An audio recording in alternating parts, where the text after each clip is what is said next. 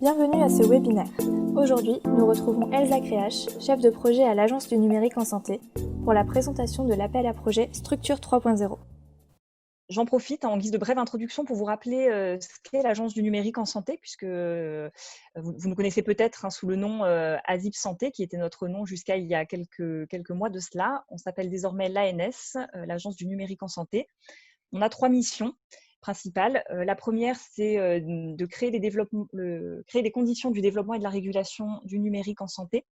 L'agence est particulièrement impliquée dans la rédaction des référentiels de sécurité, d'interopérabilité, par exemple, ou dans la publication des gisements de données de type annuaire des professionnels.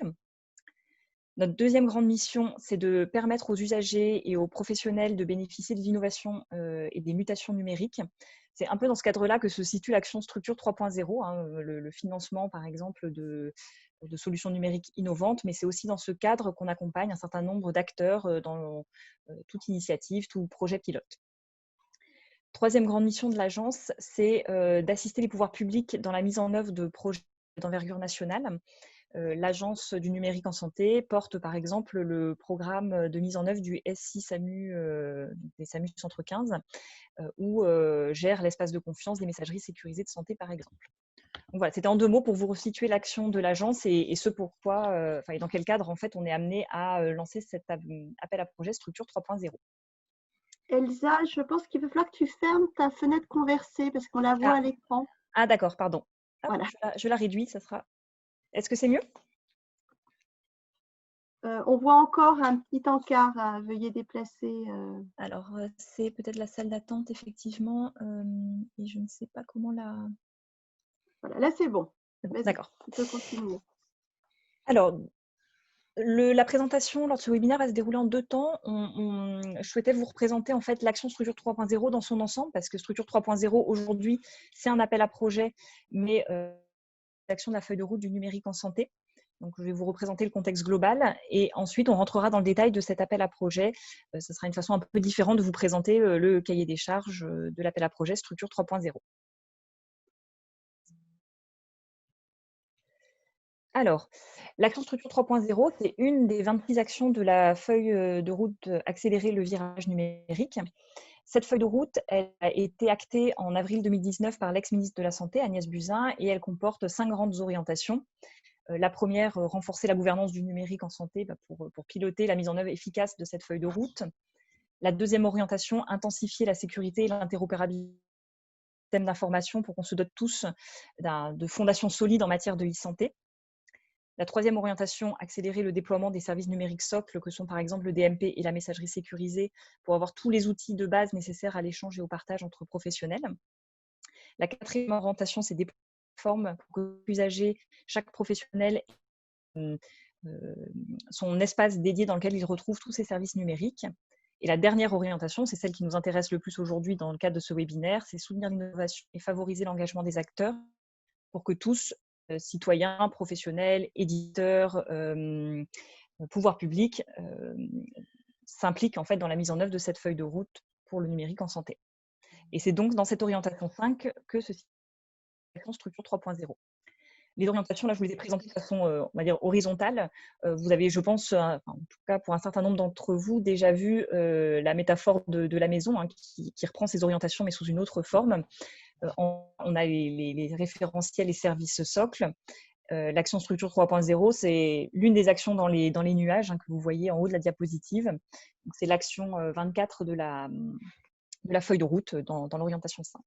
Donc voilà pour ce petit mise en perspective de l'action Structure 3.0 dans le cadre de la feuille de route. Alors, Structure 3.0, comme je vous le disais, c'est un appel à projet, mais l'ambition de cette action, elle est plus large que le lancement de cet appel à projet.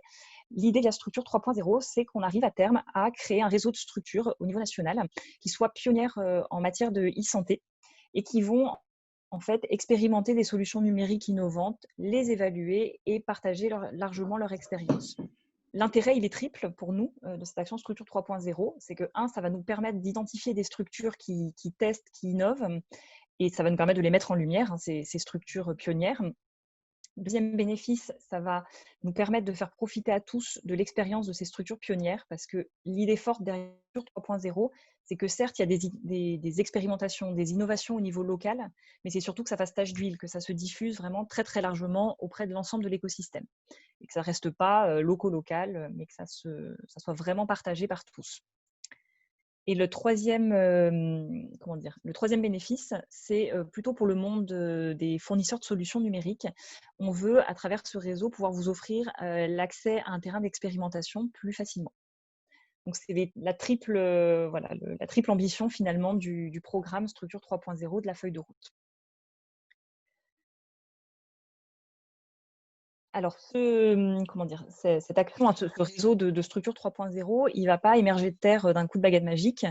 On va le constituer pas à pas et le lancement d'appels à projets successifs, ça va être une des manières de monter ce réseau, de le faire émerger. Le premier appel à projet Structure 3.0 vient d'être publié. Il a été publié plus précisément le 7 mai dernier. Je vous ai remis vraiment tout de suite là, le lien pour télécharger le cahier des charges de la projet, le cadre de réponse et ses annexes sur notre site, sur le site de l'ANS, isanté.gouv.fr. Vous avez jusqu'au 1er octobre 2020 pour candidater. Et donc, pour cela, vous complétez votre dossier de candidature conformément au cadre de réponse que vous téléchargerez sur notre site et vous nous envoyez votre dossier à l'adresse structure 3-0@santé.gouv.fr que vous trouvez là aussi dans la diapositive.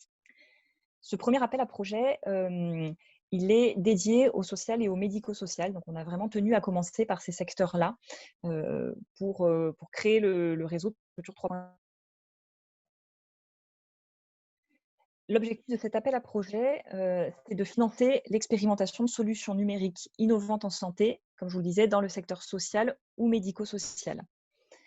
C'est-à-dire qu'en fait, on veut financer des solutions qui servent à améliorer la prise en charge des usagers personnes âgées, des usagers en situation de handicap, par exemple, des usagers en situation de précarité, des usagers qui sont intégrés dans des parcours d'addictologie, par exemple.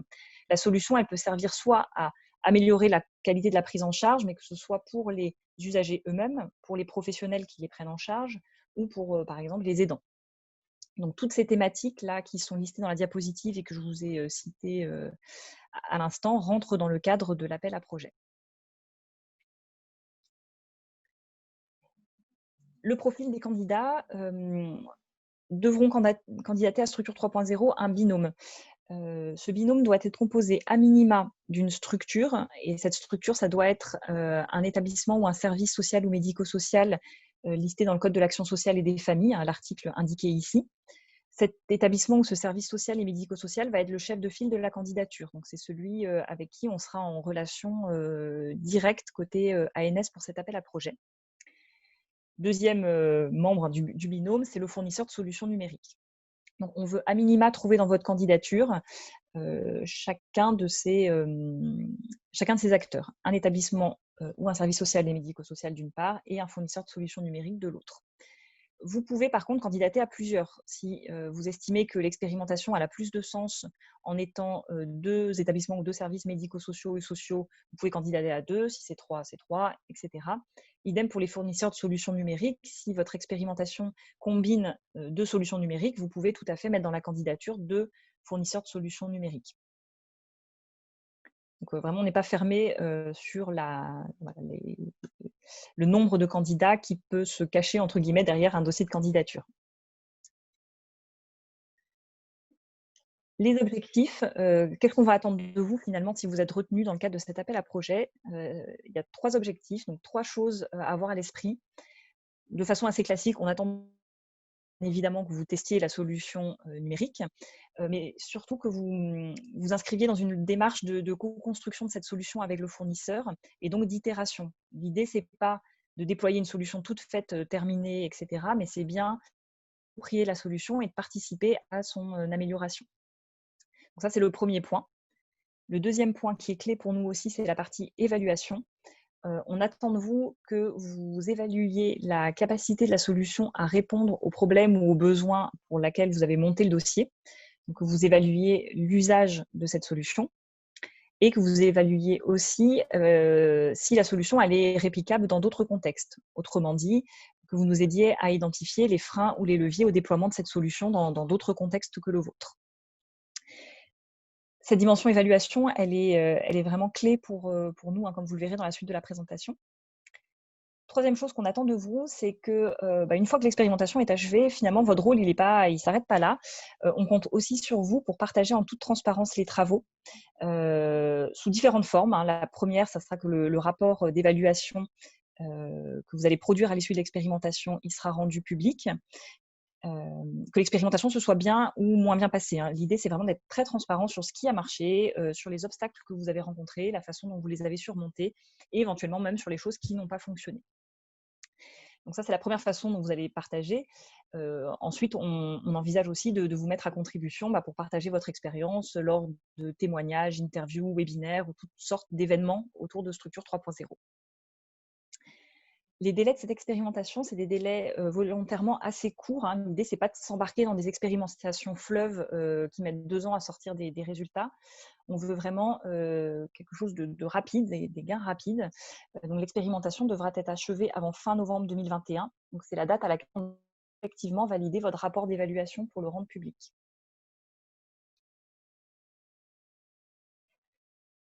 Quelles sont les solutions innovantes que vous pouvez inscrire dans le cadre de cet appel à projet? Alors, on a volontairement été très, très large. Vous pouvez mettre toute solution en fait, qui vous paraîtrait utile dans votre réponse à l'appel à projet, à condition que vous puissiez justifier finalement de son caractère et de sa dimension innovante. Alors, innovant, on l'a décrit de la manière suivante dans le cahier des charges.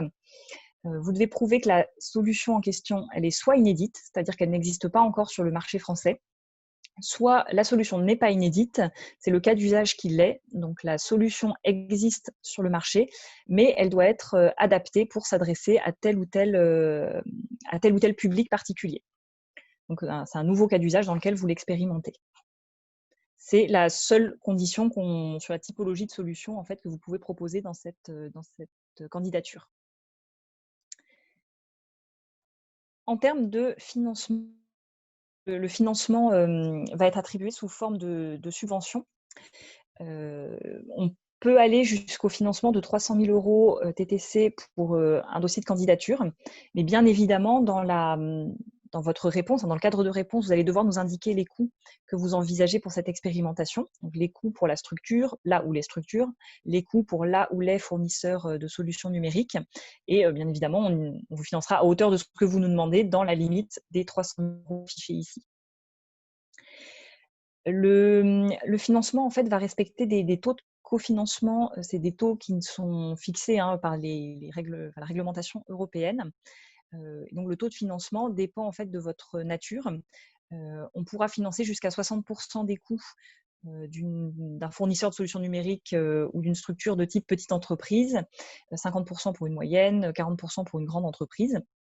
Et pour les établissements publics, on peut aller jusqu'à 40% en coût complet ou 100% en coût additionnel. Les coûts qu'on peut se permettre de prendre en charge dans le cadre de cet appel à projet, c'est des salaires, c'est des frais connexes forfaitaires, des prestations externes. On peut contribuer aux amortissements ou financer des frais de mission imputables à l'expérimentation.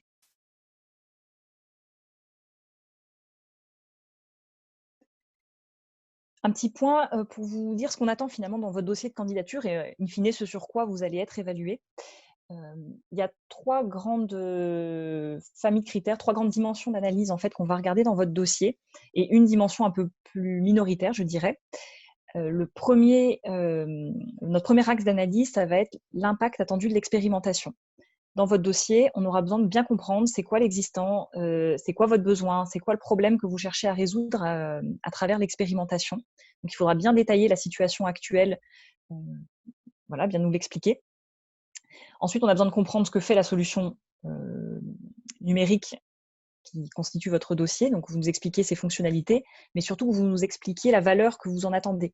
Finalement, en quoi cette solution, elle va vous permettre de résoudre tel problème ou de répondre à tel besoin. Donc ça, c'est un point clé qu'on veut voir apparaître dans vos dossiers de candidature. Deuxième grand axe d'analyse, on a besoin d'être rassuré sur votre capacité à mener à bien l'expérimentation sur laquelle vous vous engagez. Donc, on a besoin de bien comprendre votre consortium, comment il fonctionne, qui sont les acteurs, qui sont les structures, enfin, qui sont là où les structures, qui sont là où les fournisseurs de solutions numériques. On a besoin de comprendre comment vous allez vous répartir les rôles au sein de l'expérimentation, mais aussi les responsabilités. Et on a besoin aussi de savoir quels moyens vous mettez en œuvre pour cette expérimentation. Donc, quels sont les moyens humains, hein, quels sont les profils, les expertises, le temps des personnes que vous allez mobiliser. Quels sont aussi les moyens techniques que vous allez mettre en œuvre, les moyens juridiques, les moyens en termes de communication, par exemple. On a besoin de bien comprendre qu'est-ce que vous proposez pour mener à bien cette expérimentation. Ça, c'est notre deuxième axe d'analyse. Le troisième, c'est sur la méthodologie. Alors, comme je vous l'ai dit un peu plus tôt, cet appel à projet, il est vraiment axé co-construction de solutions numériques. On n'est pas sur le déploiement d'une solution finie. Donc, on se doute bien que vous n'allez pas pouvoir nous faire un rétro-planning à la journée près du déroulement de l'expérimentation, puisque de fait, ça va être sur la base d'itération. On va faire, on va défaire, on va recommencer, on va adapter. Mais on a quand même besoin d'avoir un minimum de visibilité sur les jalons clés de votre projet.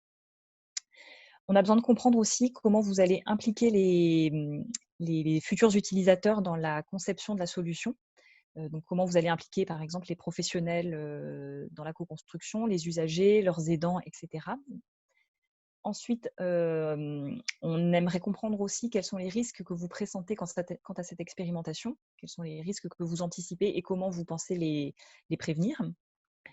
Et enfin, et c'est un point très important, on a besoin de comprendre aussi comment vous envisagez d'évaluer l'apport de la solution numérique.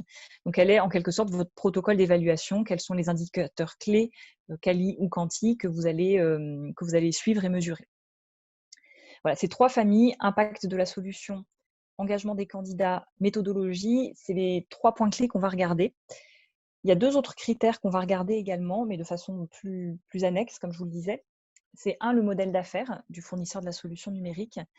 L'idée pour nous, c'est de nous assurer que le fournisseur de la solution numérique, sa survie ne dépend pas uniquement des financements apportés par l'appel à projet. On veut s'assurer qu'il y a un minimum de viabilité pour ne pas financer des expérimentations sans lendemain. Deuxième critère, on va vérifier aussi que la solution que vous nous proposez s'articule correctement avec la feuille de route du numérique en santé. L'idée étant de ne pas financer évidemment des solutions qui seraient orthogonales avec le cadre fixé par le ministère des Solidarités et de la Santé en matière de numérique en santé. Donc, on va vous demander d'expliquer un petit peu comment votre solution s'articule avec la maison qui représente les orientations de la feuille de route. Donc, voici les principaux critères. Comme vous l'avez, je pense, compris, vous devez candidater à minima en binôme, structure fournisseur de solutions numériques. Donc, bien évidemment qu'on vous laisse à la manœuvre pour identifier votre partenaire. C'est à vous de trouver votre binôme pour candidater. On a tenu néanmoins à vous mettre à disposition un petit outil sur la toute nouvelle plateforme Genius. Donc, Genius, c'est le tout nouveau guichet national pour l'innovation et les usages en e-santé qui vient de sortir il y a, je crois, une dizaine de jours à peu près. Sur cette plateforme, vous allez pouvoir remplir un formulaire indiquant que vous êtes une structure ou un fournisseur de solutions, que vous avez tel et tel besoin ou telle solution et que vous cherchez un binôme pour candidater. Et une fois que ce formulaire est complété, on va le publier sur cette plateforme Genius. Donc, vous aurez la possibilité aussi de balayer la liste de toutes les structures qui cherchent un partenaire et qui n'en ont pas encore trouvé. Si vous souhaitez être mis en relation avec ces acteurs-là, vous pourrez nous contacter. C'est nous, l'ANS, en fait, qui se chargeront de faire le lien. J'en profite, on a mis en ligne justement les premiers formulaires qu'on a reçus sur la plateforme Genius. Donc, on a déjà quelques structures qui se sont inscrites. Je leur avais demandé leur autorisation au préalable pour les citer lors de ce webinaire. Par exemple, sur Genius, vous allez voir qu'on a un EHPAD, l'EHPAD du Marin en Martinique, par exemple, qui serait super motivé pour travailler avec un fournisseur de solutions numériques pour améliorer et sécuriser la déambulation des résidents dans son établissement, ou pour simplifier la communication entre celui qui dispense les médicaments dans l'EHPAD et la pharmacie. Donc, si vous êtes intéressé, vous pouvez les contacter. On a en Pays de la Loire l'EHPAD des Hauts-de-Plaisance, par exemple, qui vient d'emménager dans un nouveau bâtiment et qui cherche une solution numérique pour prévenir les chutes de ses résidents. Toujours en Pays de la Loire, on a un centre hospitalier, le centre hospitalier Lycérum, qui recherche un partenaire pour mettre en place des chambres connectées ou pour améliorer la traçabilité de son linge et du matériel utilisé dans l'établissement. On a enfin un autre EHPAD en centre Val-de-Loire, la Villa Éléonore, qui cherche un partenaire pour améliorer les conditions de vie de ses résidents en relative autonomie, donc GIR 4-5. Voilà, c'est les toutes premières structures qui se sont inscrites, c'est pour ça que je les cite. Il y en a d'autres qui se sont inscrites plus récemment et que vous pouvez retrouver de façon exhaustive sur Dignos.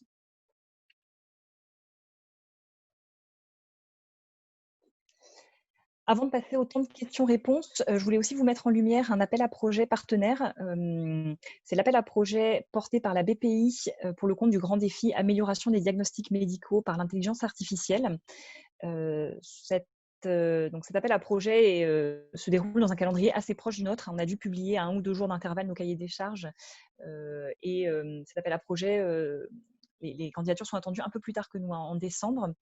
Donc, si vous avez une initiative en fait plutôt portée sur l'évaluation du bénéfice médical et ou économique d'un dispositif à base d'IA, on vous invite à vous rapprocher de la BPI via ce lien notamment pour candidater. J'en ai fini ma présentation, donc la présentation on va dire un peu générale de l'appel à projet. Sur la page structure 3.0 de notre site, c'est là où vous retrouvez tous les documents à télécharger, donc le cahier des charges, le cadre de réponse, c'est dans l'encadré rose que vous voyez affiché à l'écran. Donc, je vous invite vraiment à télécharger tous ces documents, à les regarder et à nous contacter via l'adresse structure3-0@santé.gouv.fr pour toute question. En rapide conclusion, sachez que le 7 juillet, certains de mes collègues de l'agence anime un nouveau webinaire dédié au secteur médico-social pour présenter en fait la stratégie numérique pour le secteur médico-social. Donc, je ne vais pas rentrer dans le détail des thématiques qui guident cette stratégie, vous les voyez sur cette diapositive, mais j'en profite pour faire un coup de pub finalement pour mes collègues. Donc, inscrivez-vous le 7 juillet si vous souhaitez en savoir plus sur la feuille de route numérique sur le médico-social. Voilà, peut-être préciser que le 7 juillet, c'est la première date. Oui, l'équipe proposera d'autres dates aussi en septembre, octobre, novembre sur cette thématique-là. Mais si vous voulez être les premiers à savoir, inscrivez-vous le 7 juillet. Et voilà, le pour en savoir plus, c'est vrai que tout au long de la présentation, vous avez différents liens qui vous ont été indiqués. Sachez que toutes les informations sur Structure 3.0, mais plus généralement sur toute la feuille de route du numérique en santé, sont disponibles sur le site de l'ANS isanté.gouv.fr. On relaye régulièrement les actualités sur les réseaux sociaux, donc suivez-nous pour en savoir plus sur Structure 3.0 ou tout le reste. Vous pouvez aussi participer largement à toutes les concertations en lien avec le numérique en santé sur notre plateforme et vous inscrire à notre newsletter L'Essentiel pour bien suivre toute l'actualité du numérique en santé, Structure 3.0 entre autres. Bien, écoutez, en tout cas, un grand merci pour votre participation, pour toutes vos questions qui, j'espère, ont vraiment permis d'éclaircir les contours de cet appel à projet. Et vraiment, n'hésitez pas, via l'adresse structure 3-0, à nous contacter, Ella Gariani ou moi-même. Ce sera avec plaisir vraiment qu'on répondra à vos questions et quitte à prévoir des petits échanges téléphoniques aussi pour aller plus loin qu'un simple échange de mails. Merci à tous.